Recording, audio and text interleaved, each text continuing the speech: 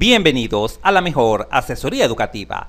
El día de hoy vamos a aprender a calcular el ángulo entre las diagonales de un paralelepípedo. Para ello vamos a resolver el siguiente ejercicio. Calcular el ángulo que forman dos de las diagonales de un paralelepípedo recto rectangular de dimensiones. Tiene una altura A, unidades de longitud, tiene un ancho B y tiene un largo C. Procedamos a dibujar este paralelepípedo. En pantalla se visualiza el paralelepípedo. Un paralelepípedo es como una caja de zapato o una caja donde compras tus medicinas, pastillas, etc. Esto es un paralelepípedo recto rectangular. Tiene una altura A, acá se visualiza. Tiene un ancho B y tiene un largo C.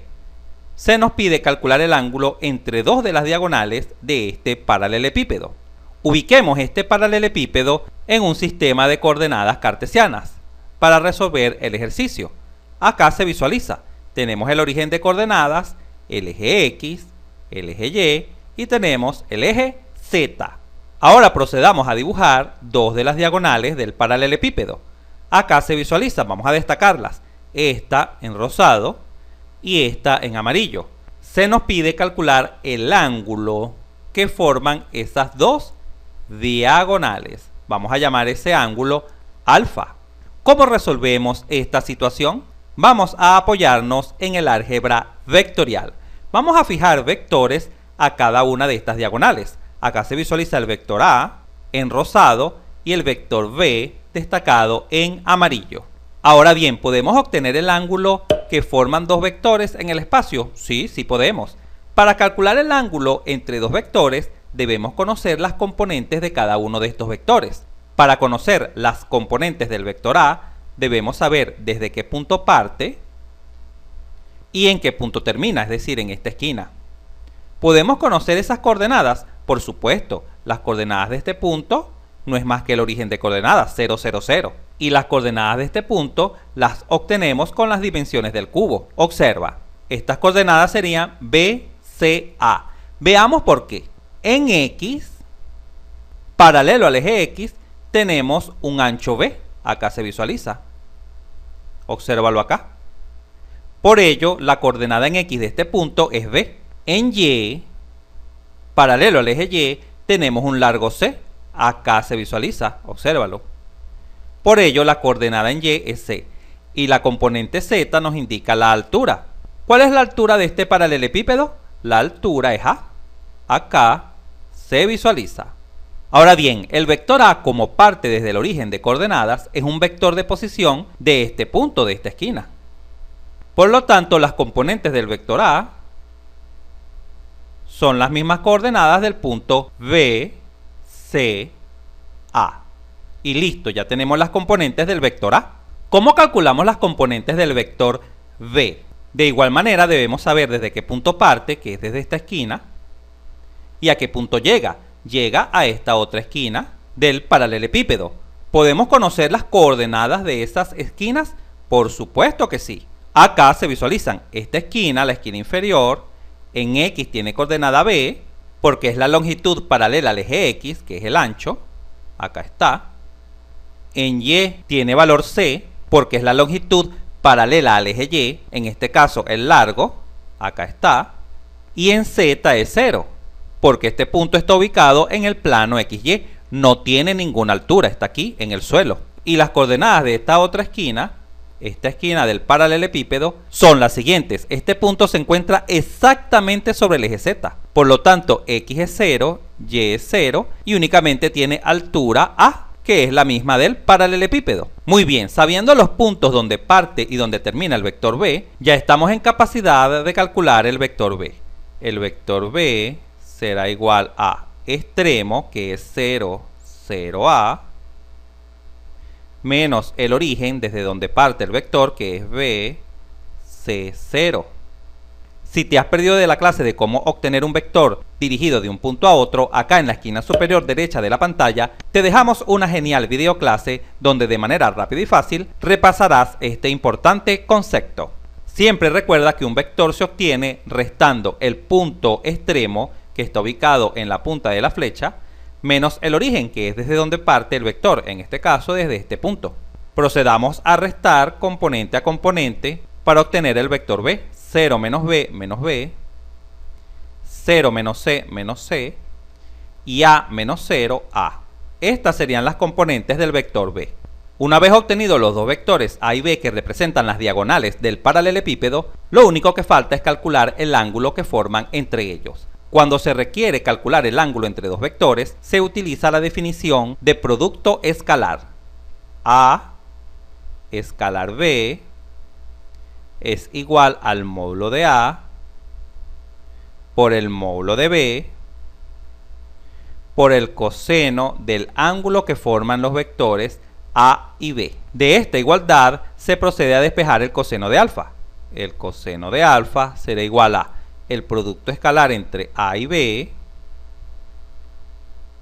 dividido entre el módulo de a y el módulo de b. Con esta fórmula obtendremos el ángulo entre los vectores a y b. ¿Pero qué necesitamos para obtener el ángulo entre los vectores a y b? Necesitamos el producto escalar entre ellos, a escalar b, y necesitamos conocer cada uno de los módulos de estos vectores. Pues procedamos a obtener estos cálculos. Comencemos con el producto escalar, a escalar b. Si no recuerdas cómo obtener un producto escalar, acá en la esquina superior derecha de la pantalla te dejamos una genial videoclase donde de manera rápida y fácil repasarás este importante producto. Muy bien, el vector A tiene componentes b, ca, escalar, y el vector B tiene componentes menos b, menos c, a. De tal forma que este producto escalar sería b por menos b cuadrado, c por menos c cuadrado, y a por a más a cuadrado. Este es el resultado del producto escalar de estos vectores. Genial, ahora vamos a proceder a calcular el módulo de cada uno de estos vectores. ¿Has olvidado cómo obtener el módulo de un vector? Repásalo acá en la esquina superior derecha de la pantalla, donde te dejamos a la mano una clase donde aprenderás de por vida a cómo obtener el módulo de un vector. Muy bien, el módulo del vector A se obtiene elevando cada una de sus componentes al cuadrado. Así, la primera componente al cuadrado, más la segunda componente al cuadrado, más la tercera componente al cuadrado. Y extraemos la raíz cuadrada. Y listo, así se ha obtenido el módulo del vector A. Procedamos ahora a calcular el módulo del vector B.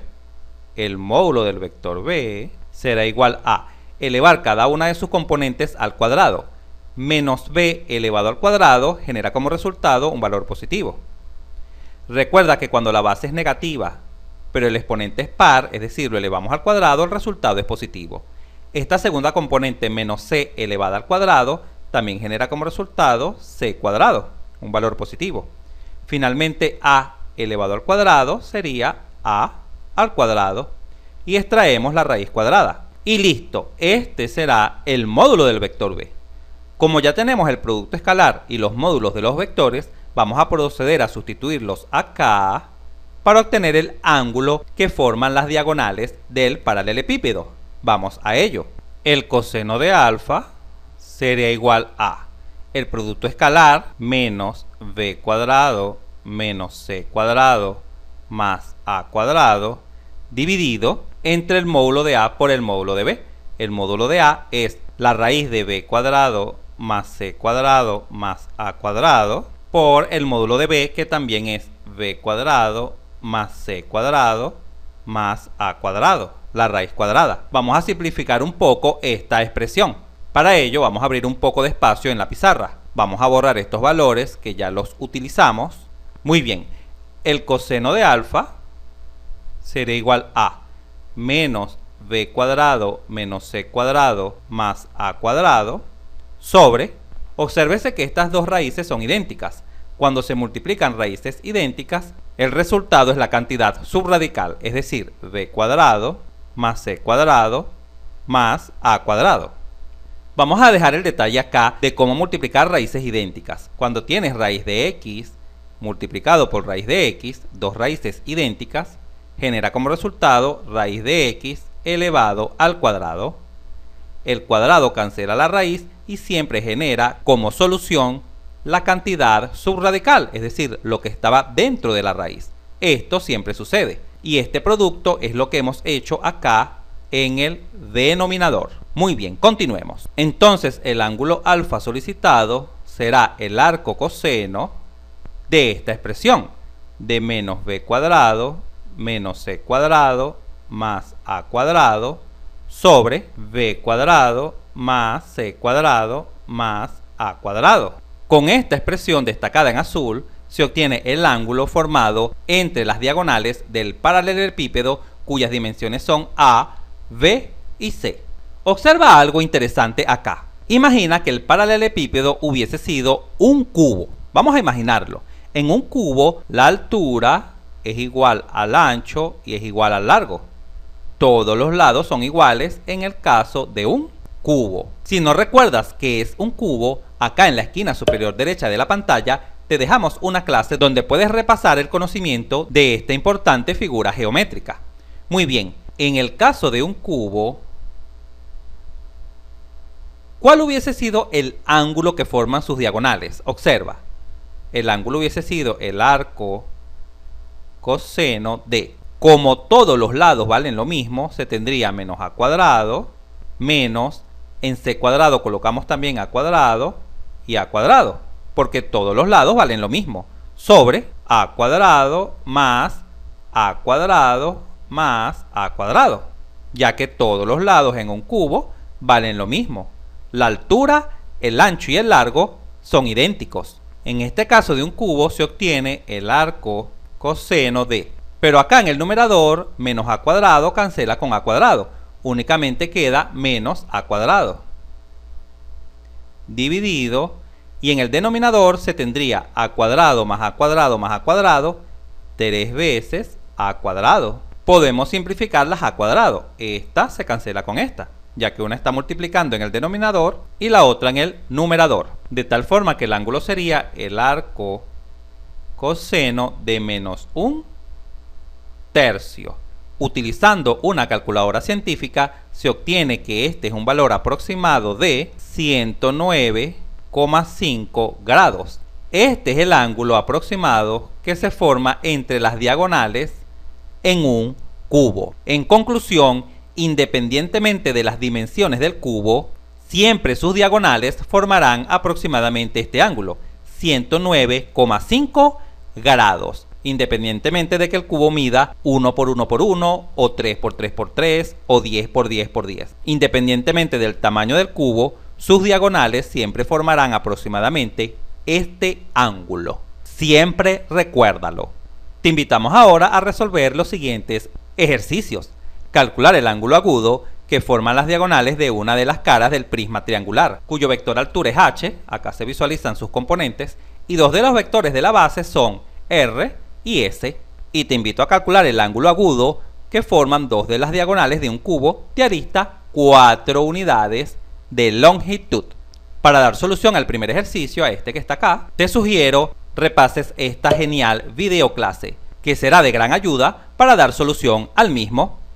Si este video te fue útil, suscríbete a nuestro canal, así nos ayudas a crecer. Si te gustó, dale un like, y si conoces a alguien, algún compañero, amigo o familiar que le pueda servir esta información, por favor compártela.